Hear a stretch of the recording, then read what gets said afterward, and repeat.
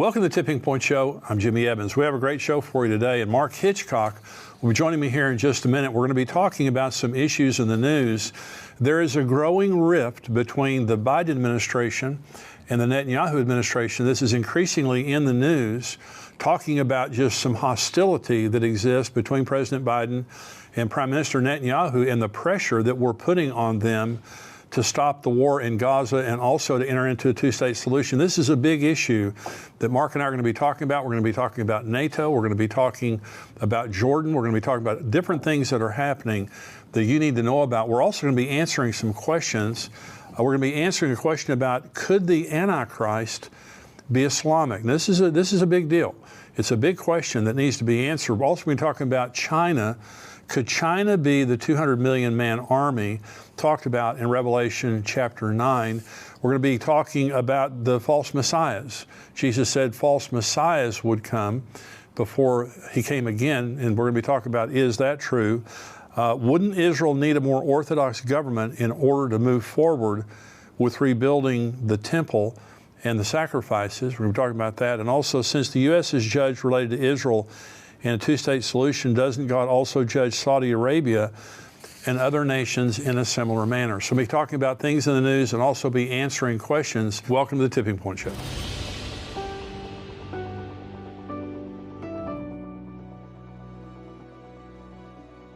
Mark, thank you for joining me today. Yeah, great to be with you as always. Thank you. Well, we got some big stuff to talk about here. You know, I keep thinking that something, will kind of back off related to Israel, but it never does. It just keeps ratcheting up.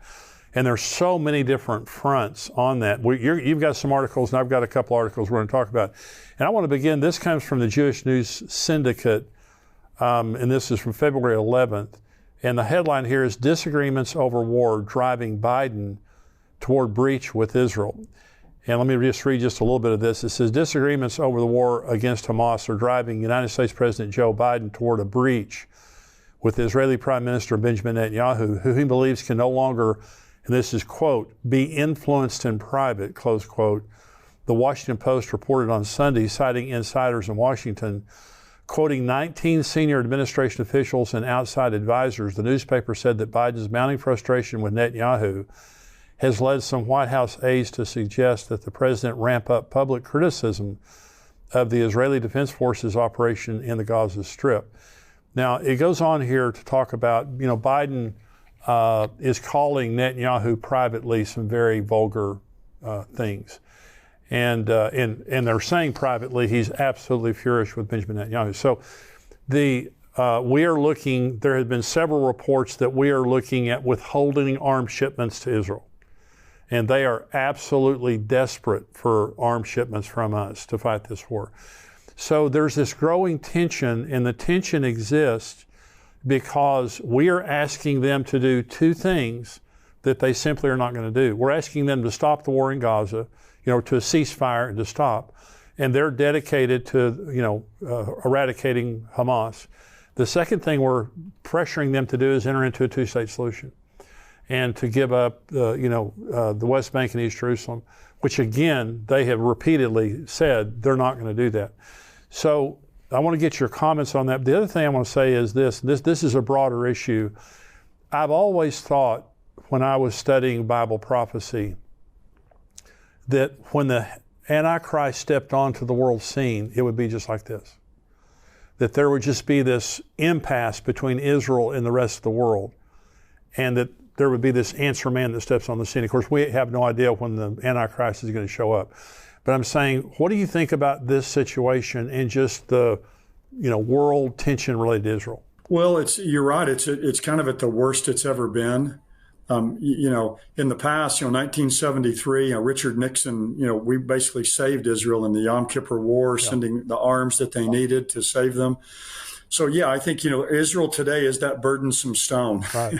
that Zechariah talks about, that no one can lift. I think the word used is really good. There's an impasse there. And so even the United States, who's been the closest ally and friend of Israel, many people are calling on the Congress to make Israel make all kinds of concessions, then to receive arms and to receive aid, which we've never placed these strings on that before. And so I think hopefully in the Senate and the House there are enough supporters of Israel there that some kind of aid package can be passed, and that President Biden can be forced to sign that and not veto that. But I think President Biden is getting all kinds of pressure from the left flank of his party. Yeah. To bring an end to this, however it takes place, whatever concessions Israel has to make. But here we have Israel right now with all of the Palestinians basically and Hamas kind of cornered down there in Rafah. And when they kind of have victory in their grasp, and they're being told now, right when you have victory in your grasp, you have to back off and end this. And so just militarily, it makes no sense whatsoever. And it is a terrible humanitarian crisis. No one's going to debate that. But humanitarian crises come from war. And when you start a war, there's going to be a lot of humanitarian crises from that. And Israel knows they have to get rid of Hamas. There can't be a two-state solution. That's right. with Hamas. Yeah. So, it's what President Biden's asking them to do. They won't do it. And so the question then will be, will America still support Israel in the midst of this? So, and we're going to talk on a little bit, King Abdullah has just visited, the United States, and he's throwing his weight behind all of this. And he's actually he's going to go to Canada and several other nations as well, pitching what he wants. So it's going to be interesting to see how it all pans out. But I think Netanyahu is going to stand firm in this and keep going because he realizes they have to. It's just an undoable situation, and the thing is, Mark, we know how it's going to end. The thing about Bible prophecy is we know that ultimately the world is going to march against them. I mentioned on something I did on Monday that the special reporter for the United Nations, an employee of the United Nations, has again denounced Israel and said that the Jewish people who were killed on October 7th were not killed because they were Jewish, but because they were oppressors. And this is the world position related to Israel is, in spite of what Hamas did on October 7th, that they're oppressors and they have to be eradicated. The view of, I think, most Muslims and most Arabs is the state of Israel has to be eradicated. You've got an article there too. Well, yes, I thought we'd kind of maybe move over to the King Abdullah. He just was at the White House. I know you have something on that, some things on that as well. But that was really interesting, because Jordan is one of the two nations before all the Abraham Accords came about that has peace with Israel. Egypt in 1979 and then Jordan in 1994. And Jordan has the jurisdiction over the Temple Mount. Now, Israel has soldiers up there, but they have jurisdiction over that. The Waqf has, leadership there. So, Jordan's a key player in this. They're not a powerful country. They don't have a powerful military. They don't have oil assets, but they're a key player. But I thought it was interesting. King Abdullah, he did do one thing that most others haven't done. He did criticize Hamas's October 7th terror onslaught in southern Israel. So that's one thing that he did right, and I want to give him props for that. Yeah. He's one of the few Arab leaders who's done that. Yeah. But then, it kind of gives on one hand and then kind of takes away on the other hand.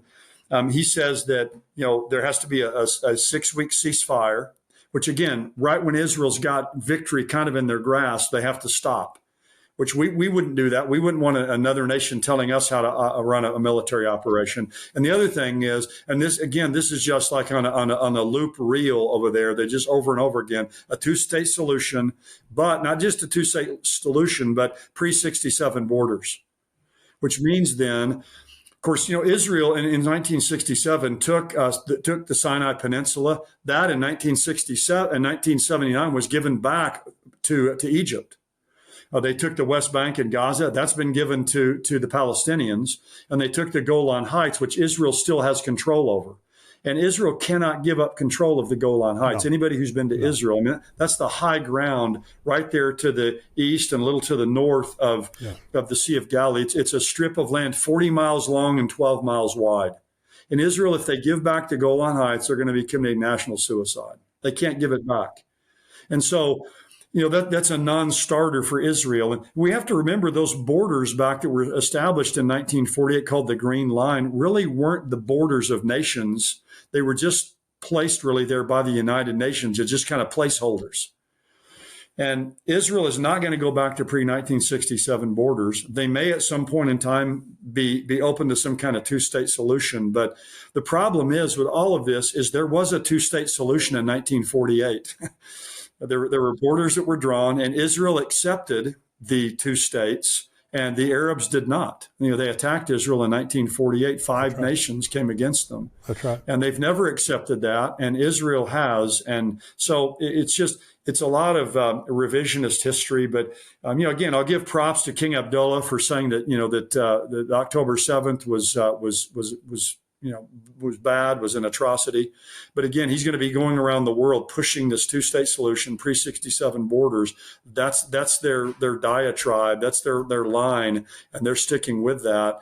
And America cannot be pushed into a place where we push Israel to do that, because Israel can't do that. And as long as they have the government they have now, they won't do that. Well, a couple of things. One is people need to understand if the Palestinians become a state, a recognized state. Now, the Biden administration is saying it would not be militarized. Well, Mark, anytime Iran has the opportunity to pump weapons in, they're going to do it, just like they did with the Gaza. So number one. But number two is if they become a state, all the Jews have to leave. They have about 500,000 Jews on the West Bank, 200,000 in East Jerusalem. All those Jews have to leave. They lose their homes. Okay, that's number one. Number two, and you said it right, there was a two-state solution offered in 1948. The Jews accepted it, the Arabs didn't, and they all, surrounding nations, attacked Israel in their war for independence.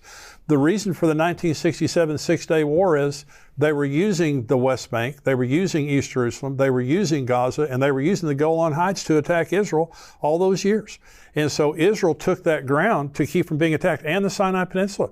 So Israel took all that land to protect themselves. Now, what we're saying, even after Hamas, and I said this, I think I said it last week on the show, but Mark, there's only 5% of the Arab population in the Middle East that supports Israel being a nation.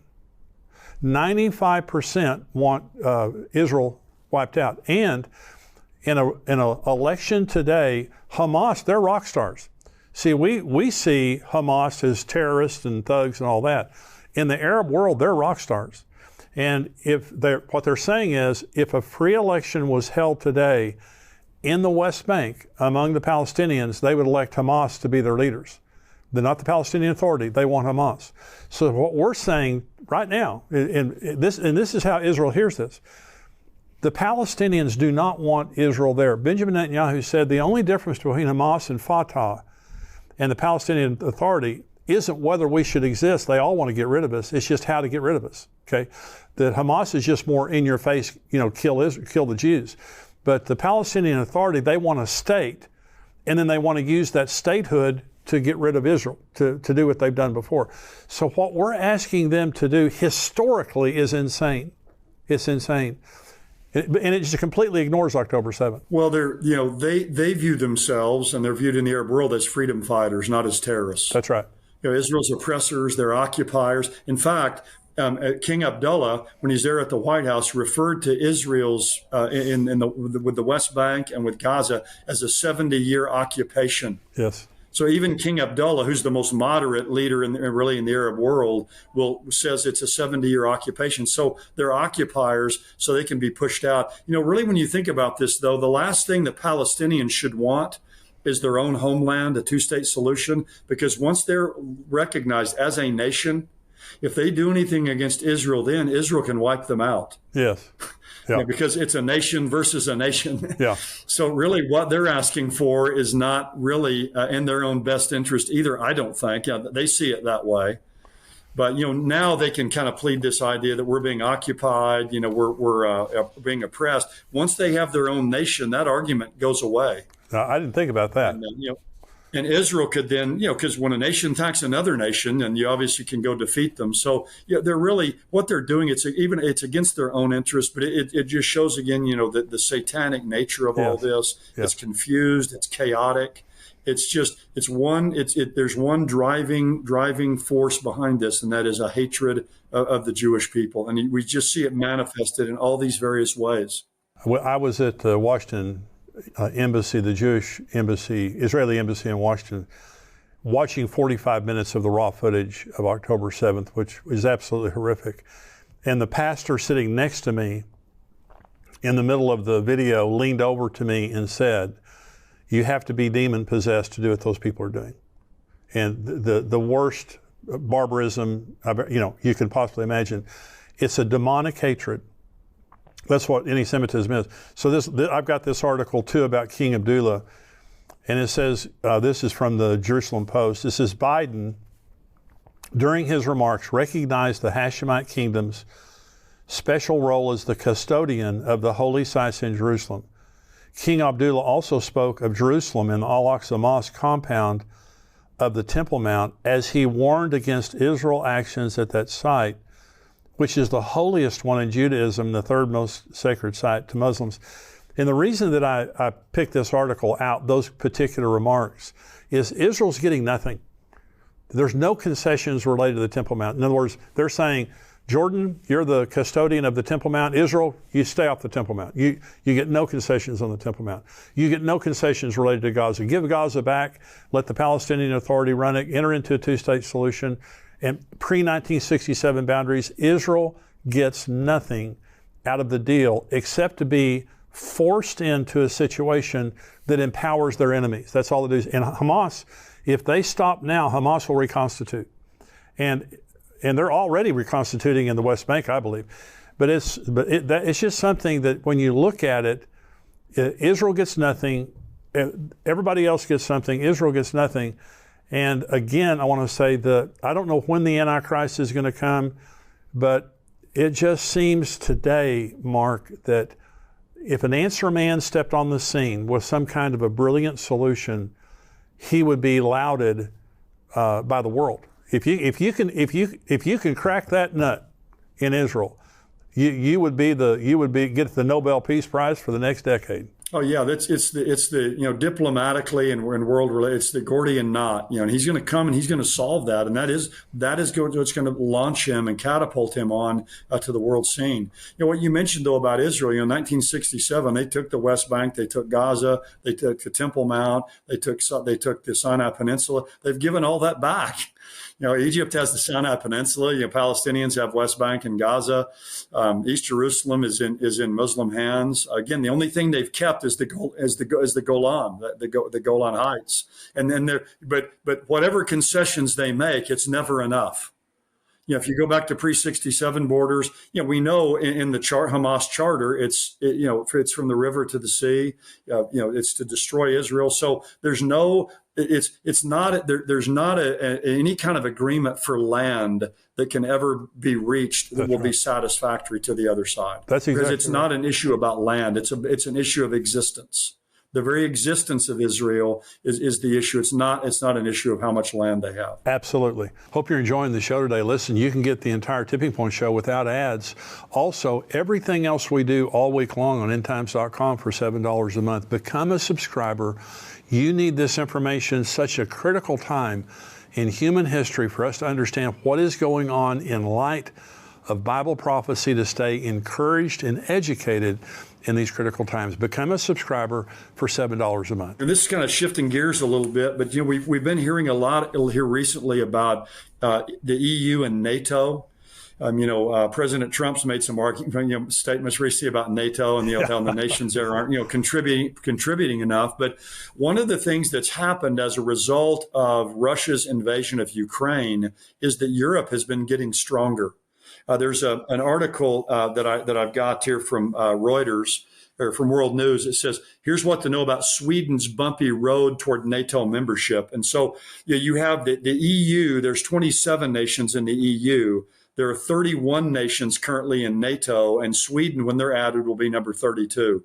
But after when Russia invaded Ukraine, both Finland and Sweden couldn't get to NATO headquarters fast enough to apply for membership, because Finland has a long border with Russia. And what's fascinating is, for Sweden, 200 years they've ruled out seeking NATO. They've been neutral. They've stayed out of all these things. But Finland was admitted last April to NATO. Sweden was held up by Turkey because everybody has to agree. Turkey and Hungary were both holding that up. Well, Turkey now has agreed. They believe Hungary will agree here very quickly. So Sweden will be the 32nd nation to be admitted to NATO. And so Europe really is getting stronger. And I know, people used to hold this view, and a lot of people have abandoned, but I still believe that there's going to be a reunited Roman Empire, a reunited, a revived Roman Empire. Because in Daniel 2, you have those empires of Babylon, Medo-Persia, Greece, and Rome. And then the Roman Empire, you have the historic Roman Empire, kind of Rome 1. And then Rome 2 is going to be a form of the Roman Empire ruled over by 10 leaders. I don't think that the 10 horns there are 10 nations, but they're 10 rulers, because the Antichrist is a little horn and he's an individual. So those 10 horns are also individuals who kind of lead this reunited Roman Empire. And we see a lot of ascendancy now of Europe. There's another article put out by AP I just read yesterday. It said leaders pledge to make Europe stronger.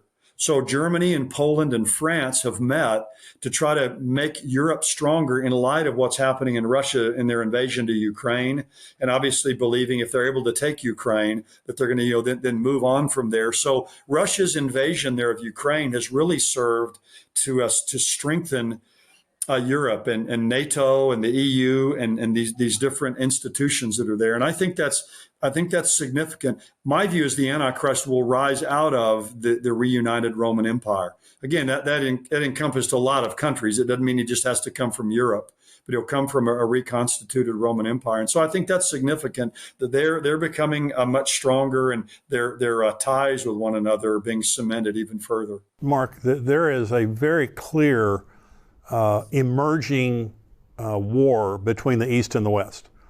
And it's already a silent war, kind of a Cold War. There was the report that China has been trying to prepare to have all kinds of cyber attacks against the infrastructure of the United States. We know they're our enemy. They're our number one enemy in the world. But you have Russia, China, Iran, and North Korea that make up kind of the power block in the East. But then you have the United States, you have Europe, Great Britain, France, Germany, all of these other nations that make up the West. And the West is more powerful than the East, I believe, right now, if it came down to it. So the East, though, and I have a question that we're going to answer here in just a minute about China and the 200 million man army in Revelation. But there is this growing tension between the West and the East, and exactly what you just said. Sweden becoming a member of NATO, that's a huge deal to Russia. And it really surprises me just a little bit that Turkey voted yes for that, because Turkey's so close to Russia. Because I know it makes Russia angry that they would support Sweden coming in. Yeah, but I just saw the other day, there's an article too, where there's a lot of military sales of arms now going to Turkey from the United States. Oh. And so that just kind of came up, and there was no statement that was connected to Turkey voting for these. Yeah. You see Turkey approves Sweden or Finland last spring, and now they've approved Sweden. And then there's a little bit of time goes by because, they don't want people to think it's kind of a one-to-one. And then all of a sudden you see we're selling Turkey all these arms. So there's a lot of things that went into that, I think, to get Turkey to agree to that. But they were really holding out on Sweden, and Hungary was as well. But it seems like they've both given their approval. But especially Finland, they have a border with Russia that's, hundreds of miles long. And so this is infuriating Russia. But again, it's just more of this setup, like you're talking about, of the antagonism and drawing the lines between East and West. We're going to go on the subscriber portion now, where we're going to be answering some questions. And we have some really fantastic questions here. We're going to be talking about, is the Antichrist Islamic? Is China the 200 million man army in the book of Revelation, chapter 9? And some more questions like that. So stay tuned right now for the subscriber only portion. If you're not a subscriber, go to endtimes.com and become a subscriber for $7 a month.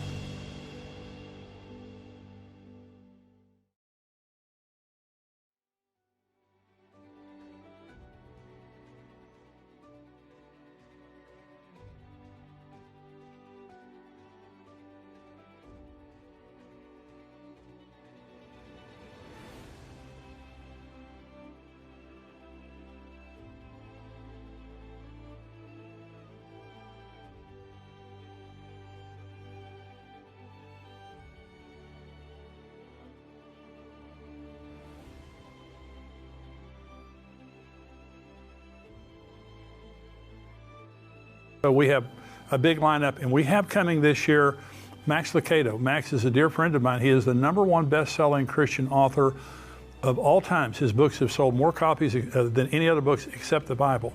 He is a brilliant teacher, and he's going to be teaching. He's written books and speaks on the end times. You're going to want to hear him. He's going to be fascinating.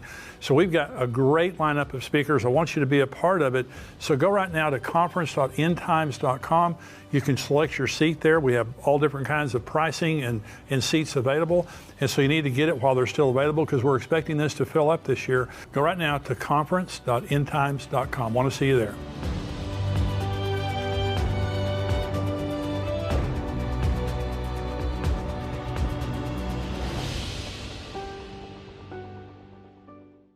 Welcome to the Tipping Point Show. I'm Jimmy Evans. Listen, I've got a guest today, Pastor Larry Huch.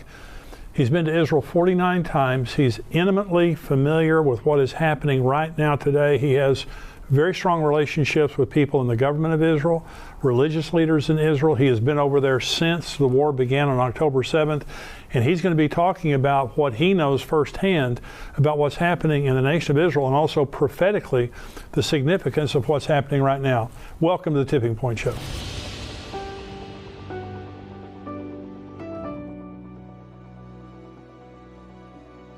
Larry, thank you so much for joining me today. My honor. I'm really, really glad to be here with you, Jimmy. Well, you know, I said in the introduction, you know, you've received awards from the nation of Israel because of your faithful service and devotion to them for many years, not without a price. Yep. I think anyone who stands up for Israel, there's a price that you pay, but there is an eternal reward that we know of. There is. That God's going to bless those who bless Israel, curse those who curse Israel. And so you have relationships on many levels with the political leaders, religious leaders in Israel. And I want to kind of focus in this talk about what's happened since October 7th, the anti-Semitism, the wars and things like that. But just tell me, in your conversations with some of the leaders of Israel, what are they saying? What are they thinking? Well, you know, right after the war started, I really felt God speak to me to go over there and show my support and stand with Israel. And I was actually at the airport in JFK, and all these Jewish men are getting ready to get on the plane, and this man walks up to me and says, "Are you Israeli?" And I said, "No." And he goes, "I didn't think so." He goes, "Why are you going to Israel? Who are you? Why are you going to Israel?" Because the war had just begun. And I said, "Well, I'm Larry Huch." And the guy goes, "Oh, I know who you are. I've heard of you." And he said, "I just brought hostages to speak to Congress to help get America to stand with Israel." And so when I went over there, Jimmy, it was so sad, because what happened on October 7th is beyond anything that we can imagine. And you and I are about to view a video of that at the embassy in Israeli embassy in D.C. And you know, when I came back, I saw some of the video that you and I are going to see. I talked to hostage relatives. I talked to people that were there. And I later said, I want to apologize for calling Hamas animals, because that's an insult to animals. What they did is nothing more than demonic. But all Israel was seeing is all these pro-Hamas, pro-Palestinian demonstrations. And so from the guy who picked me up at the airport, my driver, to our security, our bodyguards, to politicians, they were tears in their eyes seeing Christians, Gentiles, being vocal and standing up with the nation of Israel. And like I said, the further we get away from October 7th, I'm fearful that we're going to forget why Israel has to defeat this enemy. And Israel is, and I talked about this with politicians over there. I talked about this with army officers. I talked about this with civilians, with religious leaders. Israel not only has the right, but they have the obligation to defeat this enemy. But what we need in America or Australia or England, we need to understand they're fighting that fight not just for themselves. They're fighting that fight for us, because this is a battle between good and evil. Yeah. This is a battle between civilization and barbarianism, and it's a battle that has to be won. The same people that attacked Israel. You know, you hear on the one of the reasons I went over is one is they kept saying on the media, well, this didn't happen. It didn't really happen. It was made up by Israel. Another thing they said, it wasn't as bad as Israel's making it out. And Jimmy, I stood there in those homes. I stood home after home after home after home after home, where people were butchered and slaughtered in their bomb shelters. The bomb shelters have no locks on the doors, because they're made not to keep terrorists out. They're made because Gaza's right there. They're made if rockets come in and it collapses the house, rescuers can come in and push those doors open. And so we talked to officials that caught Hamas, and they said what we did, the families would go in there and try to hold that door closed, and Hamas said we would hear babies crying, we would hear women crying, and we would just keep shooting until there were no cries anymore. Or if they couldn't get them out, some of them grabbed a rope or grabbed a bathrobe or a towel and held it where the bullets were going through the door. If they couldn't get them out, they set the place on fire and burned them alive. And so this is evil, evil, evil. Nobody would do these things except by a demonic force. And so what we've got to realize is that, you know, this is not only fulfillment of Bible prophecy for Israel, this is fulfillment of Bible prophecy with us standing or not standing with Israel. I've done dozens and dozens of interviews, and this really is for the church, Jimmy, I believe, an Esther moment. That when Mordecai said to Esther, and so many Christians, it baffles me, and I love doing this with you because you are so vocal on Bible prophecy, and you're very, very vocal on standing with Israel. Mordecai said to Esther, if you're silent during this time, don't think you and your family are going to escape. Sure. But then he says, but God will raise somebody up that will stand with Israel. And so what God is saying is two things. One, if you're silent, Genesis 12 says, I will bless those who bless Israel, and I will curse those who curse Israel. He said, if you're silent, you and your family are going to pay the price. And you mentioned in your book about Amalek. Yeah. And about Haman being a descendant Absolutely. of that same spirit. This is the spirit of Amalek, and it's the spirit that wants to annihilate Israel. And I've said before, and this is what you're saying about demonic, anti-Semitism is not an ideology, because you can't articulate it. That's right. It's a spirit. It's a spirit of hatred toward the Jews that can articulate the reason why. It can only say that it wants to destroy them. That's all. That's all it is. That's all. And so this is demonic. It's also, I was watching the football playoffs the other night, and Larry, through the football playoffs, there were advertisements against anti-Semitism, okay, which is great. Yeah. They need to be there. Yeah. But can you imagine the day and time that we live in? It's so global. And in my neighborhood, about 3 weeks ago, there was a pro-Palestinian protest in my neighborhood, about a mile from my house. Yeah. And about 100 people yelling on loudspeakers, apartheid state, genocide, all this kind of stuff. And in my neighborhood, I was shocked at how many cars are going by honking in support. Yeah. And that's why Christians have to stand up and not fear standing up for Israel. And be educated on why we're standing up for Israel. Yeah. You know, let me address that in two ways. First off, the spirit of Amalek is, it doesn't matter what it costs me, I'm going to kill Jews. And so when we look at this and we hear the chants from these pro-Hamas, pro-Palestinian, from the river to the sea, right, that is not a two-state solution chant. That's a chant that right, Yasser Arafat and the original terrorists came up with. From the river to the sea is not saying we want land. From the river to the sea is saying we don't want any Jews. That's right. I showed in our church, Jimmy, that right after the war started, a Hamas leader doing a live interview on television in Lebanon. And he said, we will kill every Jew until we're finished.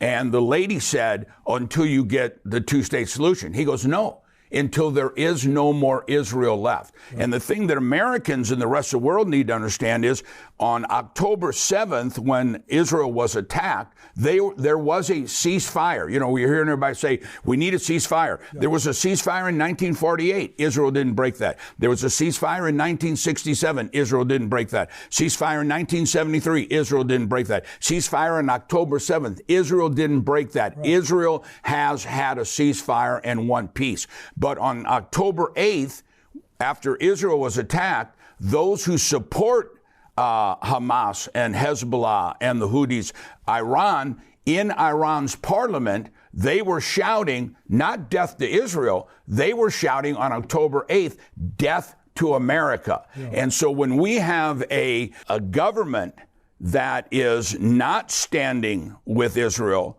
but is not standing, and also not standing against Iran, this is a setup for the Antichrist. This is a setup for the end times. And the spirit of Amalek says, you know, where did the spirit of Amalek first come from? When Israel came out of Egypt, Israel was going this way. The people of Amalek were over here. They came in behind Israel. Israel wasn't even heading towards them. No rhyme, no reason. They came in. And what does the Bible say? It says they attacked the weak, the women, the elderly, and the children. And God says, you will fight the spirit of Amalek for the rest of your life until the Messiah comes. On the day of the attack, the Torah portion for all of Israel was the portion of Noah. And it says, the world will be filled with violence. The word violence in Aramaic is Hamas. And he said, but at the end, this violence will be utterly destroyed. And so what we're seeing is a wake-up, I believe in all my heart, a wake-up call to the church, saying you better stop playing games. You better get serious about serving God. I think in a lot of ways, the church world has gotten kind of lukewarm, and we're just kind of going through the motions in a lot of ways. And this needs to be a wake-up call to realize when God prophesies something in the Bible, it is going to happen. Right. And anti-Semitism, you know, we were talking about, look how fast this is changing. Yeah. It was just a few months ago, I was doing an interview and I said, to be anti-Semitic would not be politically correct. The new anti-Semitism is not down with the Jew. The new anti-Semitism is down with Israel. But since October 8th, this thing has come out of the closet, and instead of just saying down with Israel, you're seeing chanting all over the world, Hitler was right, the gas chambers were right, and so there's a rise of anti-Semitism, and this is a prelude to the very spirit that's going to be in the end times with the Antichrist, with the anti-God, with one world government, and this is a time, just like in Esther, that we need to make a choice. Hey, I want to invite you to come to our Tipping Point Conference that's coming up this year, September 21st, 2024 at Fellowship Church right here in the Dallas-Fort Worth Metroplex. We're expanding the conference this year to be Friday night and all day Saturday. I'll be there along with Pastor Jack Hibbs. He's going to be our special speaker on Friday night, along with Dr. Mark Hitchcock, Max Lucado, best-selling Christian author of all time, my dear friend, also a great prophecy teacher, Pastor Ed Young, Billy Crone, Jonathan Kahn. We have a great lineup of speakers. You're going to be there to worship, to fellowship, and to learn about what God is saying to us in these special times. I want you to come to the Tipping Point Prophecy Conference. If you're an endtimes.com subscriber, you get a 50% discount. Go right now and sign up. Well, it's a lot of pastors, I mean, you and I are both pastors. You know, you want to be sensitive to people and you don't want to be a mean, angry preacher, but you have to speak the truth. And when you speak the truth, some people won't like it. That's right. And they may leave your church. But if those people leave because of truth, did you really want them there? That's right. As loving as we can be, as gracious as we can be, we stand for Israel. And there are many Christians, Larry, that do not stand with Israel. Yeah. Replacement theology. Yeah. And they think, I heard a very famous preacher, this is back in the 80s, and he said, Israel is an armpit of a nation in the Middle East, and who should care? This was the very famous guy. And so, and I challenged him on it when I heard him say it. And so this is something that is spouted out there. Let's go through several issues, because when people hear all the dialogue right now that's going on related to Israel, one of the things that you're hearing is about the genocide that's happening in Gaza. Right. Okay. So now I want you to respond to this. Yeah, genocide in Gaza, right. And so there are 2 million residents of Gaza. Right. I think the death count right now of the Palestinians or the Gazan residents is 11,000. That's about 1/2 of 1% of the population. Genocide is wiping out a people. Right. Israel could wipe out the Palestinians in Gaza one day. In one day. Absolutely. They could kill all of them. Israel is the only army in the world, Jimmy, and you know this, that telephones in and said, we're coming in. That's right. Get the civilians out of here, dropping leaflets in. But the word genocide means the annihilation of a people. Right. And what you're hearing on the news is that Israel has been causing and is causing genocide of all the Palestinian people. In 1948, when Israel became a nation, there were 750 to 800,000 Palestinians in that land. Right. Today, there are 5.5 million. So if that's genocide, Israel needs to get their numbers correct, because it's not a genocide, it's a growth. It's not a genocide of Palestinian people. And, you know, Jimmy, I think one of the most important issues is you see these signs all the time talking about Israel is occupying the land. Let's look first off, where did the name of Palestine come from? Right. Okay. You know, well, this has always been the land of Palestine. The name Palestine doesn't exist in the Quran. Jerusalem doesn't exist in the Quran. The name Palestine came from the time, right after the time of Jesus, when Rome occupied all that land. And Rome could defeat Israel physically, but they never could get them to bow down to the false gods. And so the Roman emperor hated the Jews so much, he made a decree. He said, I don't want to ever hear the name Israel again. I don't ever want to hear the name of Judea and Samaria again. From now on, we name this land Palestine. Now, Rome ruled everything, so they controlled the maps, they controlled everything. So the name of Israel, the name of Judea and Samaria were eliminated, and he said, we're now going to call this Palestine, after the Philistines, which were an enemy of Israel. Right. The Philistines were a little bitty part of land, kind of where Gaza is now, between Israel and Egypt. The Philistines weren't even Arab. The Philistines were descendants of Greece. They were a war type of people, but they weren't Arabs. But he said, these are the people that hate Israel, and so we're going to name their land after these people. During the Babylonian captivity, the Philistines were taken into captivity and never returned. So there's never been a Palestinian state. There's never been a Palestinian flag. There's never been a Palestinian government. This is all modern fallacy that the world has embraced as if it's historical fact. Where this happened is that in 1948, well, we'll go back for 400 years, from 1517 to 1917, all of that land, all what we call the Middle East, was ruled by the Ottoman Empire. The Ottomans were not Arabs. They are Muslim, but they're not Arabs. So all of this is the Ottoman Empire, not Philistine, not Arabs, the Ottoman Empire. When the Ottoman Empire partnered with Hitler in World War I, they were defeated, and so the Allied forces came in and said, okay, here's the Middle East. We're going to divide this up. It's not the Ottoman Empire anymore. So here's Lebanon, here's Syria, here's Transjordan, here's Iraq, Iran, here's Egypt, here's the land of Israel. From 1917, you have the Balfour Declaration, you have the San Remus Declaration, and all of this land was divided. In 1948, the only land that was shrunk was Israel, because Israel went all the way up past the capital of Jordan. And so they came in 1948, the Arab nations. Let's let everybody picture this whole table here is the Middle East. It's the Arab nations. If I were to take an ink pen and draw a dot here, that would be Israel. So all of these Arab nations and this dot Israel came against Israel in 1948. Israel won. But from Jordan, they came in and they occupied that land, which was Israel, right, which is now the world calls the West Bank. God calls it Judea and Samaria. So the ones who are occupying are not the Israelis. The ones who are occupying are the ones who are Palestinian. But Israel said to the United Nations, the League of Nations gave it to them first. Then Israel said to the United Nations, we'll have a two-state solution. They came in after 1948. We'll let them stay. Every Arab nation said, we don't want a two-state solution. Right. We don't want it. Right. You look at when Yasser Arafat and met with Clinton at Camp David. They said, we'll give you everything you want. We just want peace in the Middle East. Arafat got up and walked out. And so when Lebanon, Syria, Jordan, Egypt, Israel, Iran, Iraq were all given, this land in 1948 was given to the people, the Jewish people, the land of Israel. Nobody else had to change their borders. So everybody else gets land, but Israel doesn't get any.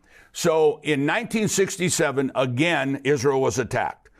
Israel, miracle victory in the battle. 1973. So during this time, Yasser Arafat, the terrorist, hired a PR firm out of New York. The middle guy's name was Anderson. It was three names. And they said, how do we change the world perspective on the Arab nations and Israel? And he said, Israel's this dot. The Arab nations are Goliath and Israel's the David. You've got to make Israel the bad guy and make the Palestinian people the little guy. You got to make Israel Goliath and the Palestinian people the David. And so they had a huge worldwide campaign. It was a PR stunt to say Israel, instead of all the Arab nations picking on little Israel is picking on the Palestinian people. And it was nothing more than a political PR stunt to try to get people to change their opinion of Israel. And that has lasted. It's a lie. It's a false concept. Absolutely. And Israel has over and over and over again tried to have peace. They want. I've been to Israel now 49 times. Wow. And I have good Israeli friends. I have good Jewish friends. I have good Palestinian friends. Everybody that I know wants peace. It's these radicals that try to stir it up and make the world try to hate Israel as the occupiers, and it's not true. That land, biblically, politically, archaeologically, legally, that land belongs to the Jewish people. Absolutely. So in 1948, the two-state solution. 1947, the land was partitioned by the United Nations. The Jews accepted it. Right. And the Arab nations around rejected it and attacked Israel. Exactly. Okay. From 1948 till 1967, Jordan controlled they controlled the West Bank, they controlled East Jerusalem, they controlled Gaza. Because they came in. That's right. Yeah. And they never one time wanted a two-state solution and all that time. Never. They rejected the two-state solution in 1948. They had control of that area, and they never said, hey, Palestinians, we're your brothers over here in Jordan. Let's set up a two-state solution for you. One other issue is, again, we're trying to educate Christians and the church on why you should stand up for Israel and reject the nonsense. Apartheid is a label that we first of all heard in South Africa. Yeah. So in this Palestinian protest that was happening in my neighborhood, on a loudspeaker, they were shouting, Israel is an apartheid state. Now, apartheid means one group of people is controlling and excluding everybody else. That's not true in Israel. Not true. So the Knesset is made up of Muslims, Jews. Absolutely. And you know, the Knesset, which is the Israeli government, is made up of Christians, of Jews, of Muslims. Show me any Muslim country that has Christians and Jews. And we talk about, there were some people that fled out of there because the Arab war that the Arabs started. But if you look at all the other Arab nations around there, there has been millions of Jews that have had to leave those Arab nations, which had been their home for 1,000 years. Yeah. They had to leave because of the persecution on the Jewish people. But look at Gaza. In 2005, they once again said land for peace. Land for, when President Trump was getting ready to run for the second term, he asked me to come up, and I met with his advisor, Jason Greenblatt, to Israel, myself and 5 or 6 other pastors. And so he said, Pastor Larry, what about land for peace? I said, it'll never happen. It won't happen. They don't want it. And I said, picture the Dallas Cowboy football stadium, and that's the Arab nation. A matchbook down in the corner. and they're saying, give us half that matchbook, and now we'll have peace. I said, that's what happened in 2005. That's right. They said, give us Gaza. Gaza could have been a new Singapore. It could have been. It was unbelievably beautiful. They removed all these Jewish people out of there. They inherited all these farms and beautiful beaches and hotels. Since 2005, there has been, Jimmy, as you know, hundreds and hundreds of millions of dollars pumped into Gaza. And I just watched a Hamas leader on television probably about 3-4 weeks ago. And this interview said, of the hundreds of millions that have come in Gaza, you have 500 miles of underground tunnels for Hamas soldiers. But you don't have one bunker for Gaza civilian. There you go. And he said, we're here for the soldiers. Let the UN worry about the civilians. And so when we're talking about, you brought up genocide, they use civilians, yes, they use Israeli civilians, and they use their own civilians. I saw an interview of a Hamas woman calling for God to judge Hamas, a civilian from Gaza, calling for God to judge Hamas because they're using her and her children as pawns in this and putting their own people to danger. And so there has never been, in reality, number one, there's never been a Palestine. That's number one. There's never been a Palestine. That's a modern day PR New York firm invention. That for 400 years, it was the Ottoman Empire. And so the whole concept of land for peace is a false concept. They'll tell you this themselves. This is not a war for land. This is a war to eliminate Israel. And a war to eliminate Israel is a war to eliminate God. Yes. And when we talk about, Jimmy, the Esther moment, I believe prophetically, between now and this next presidential election, God is coming into the church, and he's going to separate the wheat from the tares. You know, you brought up Genesis 12. I will bless those who bless Israel. In Hebrew, there's a teaching called the avos, or the avot of something. That word means the father. What births what follows. And if you have the 10 commandments, none of those commandments work without the first one. Right. If you have put on the armor of God, none of those work unless you have the first one. And the avos of all blessings, the father of all blessings, is Genesis 12. Right. I will bless those who bless Israel, but I will curse those who curse Israel. So that's true for individuals, that's true for ministries, that's true for nations. And I really believe that God is shouting Bible prophecy, get ready. And I believe for those of us who stand with Israel and stand with righteousness and stand with the Bible, we're getting ready to see the greatest outpouring of God's blessing that the church has ever seen. Those who are silent and don't say anything and don't stand up for Israel, I think there's a separation of tares and wheat, because it's not just I will bless those who bless you, I'll curse those who curse you. And that's why it's so important that we stand up, educate the church on what's really happening, what is the historical fact of the land of Israel. Well, I hope you enjoyed that interview. Listen, this is a 50-minute interview. You just heard part of it. If you want to hear the rest of it, go to endtimes.com, become a subscriber for $7 a month. Not only do you get the Tipping Point show that comes out every Wednesday, you get all the other things that we do all week long from Brian Chagra, who is our correspondent in Israel, Mark Hitchcock, who is a scholar on the End Times. Every Thursday he has his show, plus everything else we do. $7 a month, endtimes.com.